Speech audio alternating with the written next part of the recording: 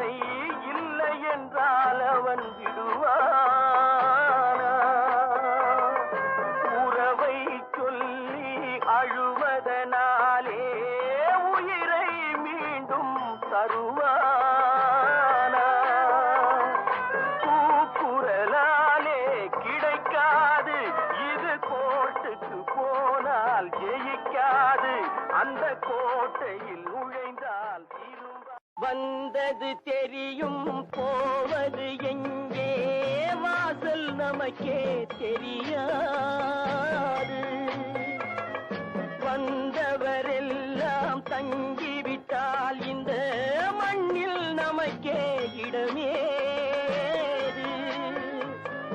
வாழ்க்கை என்பது வியாபாரம், வரும் ஜனனம் என்பது வரவாகும், அதில் மரணம் என்பது செலவாகும். போனால் போகட்டும் போடா, போனால் போகட்டும் போடா. இந்த பூமியில் நிலையாய் வாழ்ந்தவர் யாரடா, போனால் போகட்டும் போடா. பிச்சை பாத்திரம் ஏந்தி வந்தே ஐயனே என் ஐயனே, யாமொரு பிச்சை பாத்திரம் ஏந்தி வந்தே ஐயனே என் ஐயனே. பிண்டம் என்னும் எலும்பொடு சதை நரம்புதிரமும் அடங்கிய உடம்பு எனும் பிச்சை பாத்திரம் ஏந்தி வந்தேன் ஐயனே என் ஐயனே. அம்மையும் அப்பனும் தந்ததால் இல்லை ஆதியின் வல்வினை சூழ்ந்ததால், இம்மையை நான் அறியாததா சிறு பொம்மையின் நிலையினில் உண்மையை உணர்ந்திட பிச்சை பாத்திரம் ஏந்தி வந்தேன் ஐயனே என் ஐயனே. அத்தனை செல்வமும் உன்னிடத்தில், நான் பிச்சைக்கு செல்வது எவ்விடத்தில்? வெறும் பாத்திரம் உள்ளது என்னிடத்தில், அதன் சூத்திரமோ அது உன்னிடத்தில். ஒரு முறையா இருமுறையா பல முறை பல பிறப்பெடுக்க வைத்தாய். புதுவினையா பழவினையா கணம் கணம் தினம் என்னை துடிக்க வைத்தாய். பொருளுக்கு அலைந்திடும் பொருளற்ற வாழ்க்கையும் துரத்துதே, உன் அருள் அருள் அருள் என்று அலைகின்ற மனம் இன்று பிதற்றுதே. அருள் விழியால் நோக்குவாய், மலர்பதத்தால் தாங்குவாய், உன் திருக்கரம் என்னை அரவணைத்துணதருள் பெற பிச்சை பாத்திரம் ஏந்தி வந்தேன் ஐயனே என் ஐயனே. இந்த உலகத்தில் இது ஒண்ணும் புதுசில்ல, ஒண்ணு ரெண்டு தப்பி போகு ஒழுக்கத்துல, விதி சொல்லி வழி போட்டா மனசுக்குள்ள, விதி விலக்கில்லாத விதியும் இல்ல. இருக்கும் சூரிய பார்த்து மொட்டு விரிக்குது தாமரை, தொட்டு விடாத தூரம் இருந்தும் சொந்த பந்தமோ போகல. பாம்பா விழுதா ஒரு பாகுபாடு தெரியலையே, பாம்பா இருந்தோம் நெஞ்சு பயப்பட. கடவுள் பாதி மிருகம் பாதி கலந்து செய்த கலவை நான், வெளியே மிருகம் உள்ளே கடவுள் விளங்க முடியா கவிதை நான். மிருகம் கொன்று கடவுள் வளர்க்க பார்க்கின்றேன், ஆனால் கடவுள் கொன்று உணவாய் தின்று மிருகம் மட்டும் வளர்கிறதே.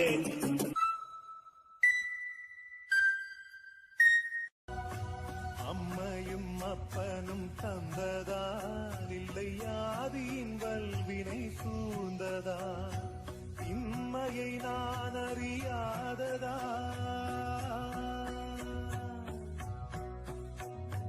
இம்மையை நான் அறியாததா சிறு பொம்மையின் நிலையினில் உண்மையை உணர்ந்தேன். மனிதனானவன் வெற்றி பயணத்தை துவங்கும் வேளையில் அந்த நேரத்தில் பலனற்ற தகவல் ஒன்று அவன் செவிகளை எட்டுமேயானால் அவன் இறைவனை தேடி அலைவான். மீண்டும் வெற்றி கிட்டியவுடன் இறைவனை மறந்து தன்னை உயர்வாய் எண்ணுவான். அவனுடைய முழுமையான நம்பிக்கை உண்மையில் இறைவன் மீதும் இருக்காது, அவன் மீதும் இருக்காது. ஓடிக்கொண்டே இருப்பான்.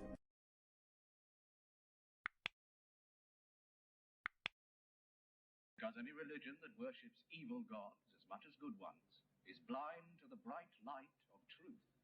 We only worship the gods of evil to appease them. How else can their harmful influence be kept away from us? How else can evil be controlled? You cannot control it if you do not understand the true nature of this world. There are two spirits in it, one of good and one of evil. So, there are two gods now. I thought there was only one. There is only one God, Ahura Mazda, the Lord of Wisdom. And did he create this world on his own? Yes, he created everything. So he created evil too, this good and righteous God you ask us to worship? He did not. I did not say... Clearly he did. If he created everything, then he must have created evil too. What a cruel, unthinking tyrant this God of his must be. He is not cruel or unthinking. I will not have my God spoken of in such a way. Then explain to me. Convince me why they are wrong. I need a lighted torch and a goblet. Get them for him.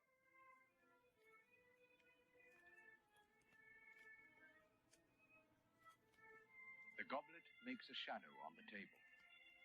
The shadow is like evil. It has no source. It is entirely negative. But surely the source of the shadow is the light. How can it be? It is its opposite. But the shadow cannot exist without the light. It is entirely dependent on it. This is mere wordplay. I don't think so. Go on.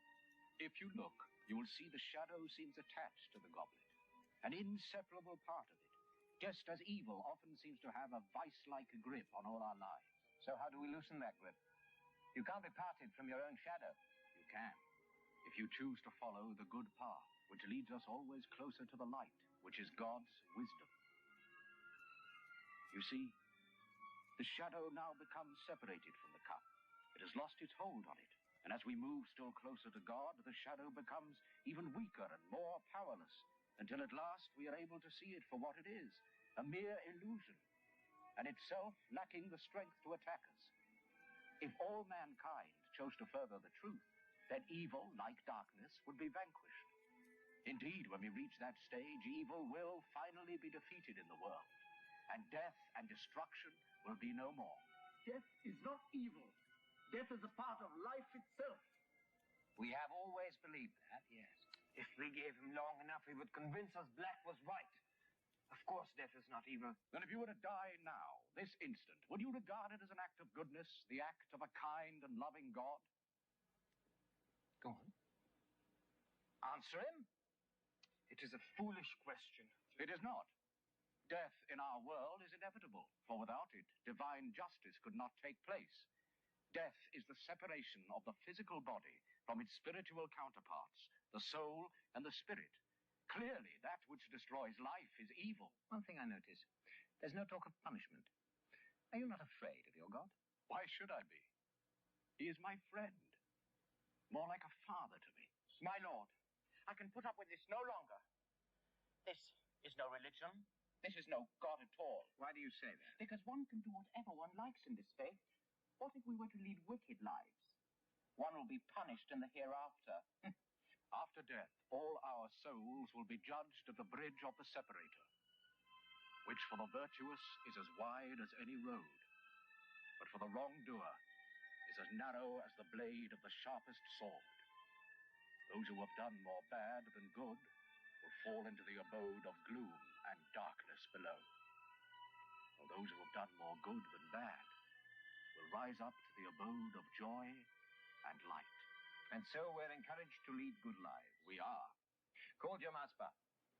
I find much that is beautiful and wise in your religion. Then I beg you to be true to your heart and accept the message of Ahura Mazda. No, my lord. You cannot. Cannot? You dare to tell me what I can and cannot do? My lord.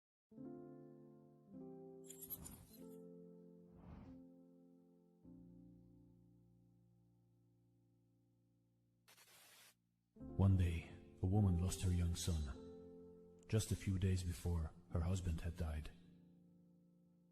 Kisa Gautami was her name, and now her only son had died. She was in great despair. Naturally, the child was her only hope. Buddha was staying in the town, and people said, "Don't cry and don't weep. Why don't you take the child to the Buddha? He's so compassionate. He may revive him back to life." The woman rushed with the dead body of the child. Buddha looked at the woman and told her to put the child in front of him and said to her, "Yes, I will revive him, but you will have to fulfill one condition." The woman said, "I am ready to give even my life. Say any condition, and I will fulfill it." Buddha said, "It is a simple condition. I never make big requirements of people, only small requirements. This is a very simple thing. Just go into town and bring a few mustard seeds. Just remember one thing. The mustard seeds should come from a house where nobody has ever died." The woman was in an insane state. She could not see the point. How can you find a house where nobody has ever died? She rushed with great hope, and she knew that every house had mustard seeds because that was the only crop the people were growing.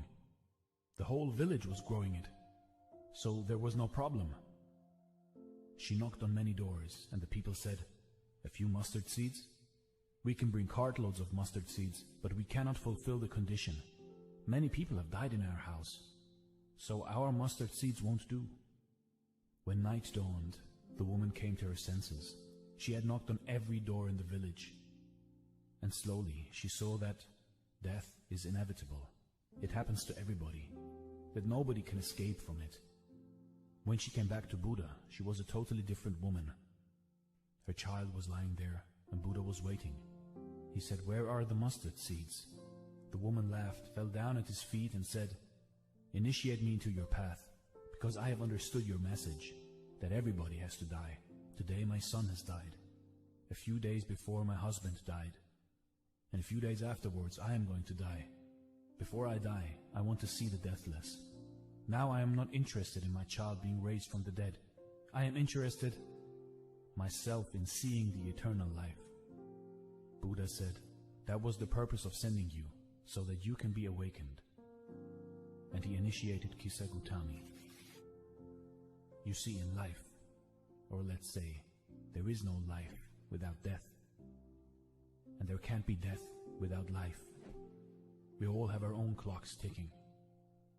And it may seem unfair why some people die before others, but it is just the circle of life. If there is no light, there can be no darkness.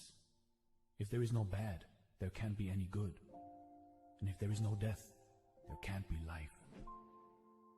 Understanding this may seem beyond us, for we are attached emotionally to all the people that we love, and rightly so.